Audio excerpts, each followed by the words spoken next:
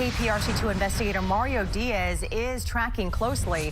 He is live at HPD headquarters. And Mario, the chief leaves with a violent crime wave underway and also lingering questions about the deadly Harding Street raid. Christine, that deadly raid is undoubtedly one of the darkest chapters for not only HPD, but also the city. KPRC2 Investigates has exposed much about that deadly raid. But what's also intriguing about the raid itself is that many people say that Acevedo has not been completely transparent over what has taken place. I stand by that.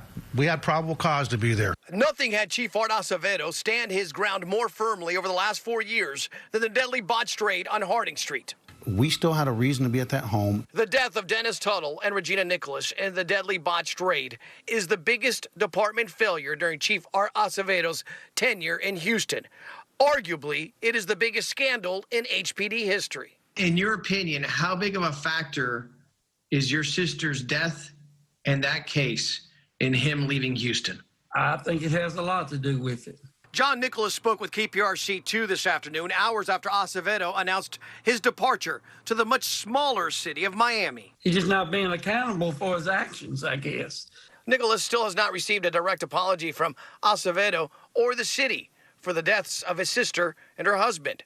But the city today, specifically Mayor Sylvester Turner, had much praise for Acevedo.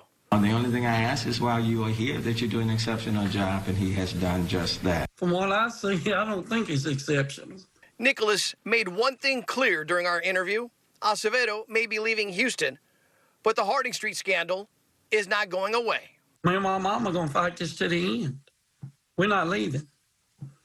From what it sounds like, Chief Acevedo still is going to have to come back to Houston to answer questions on your family's behalf. You're exactly right.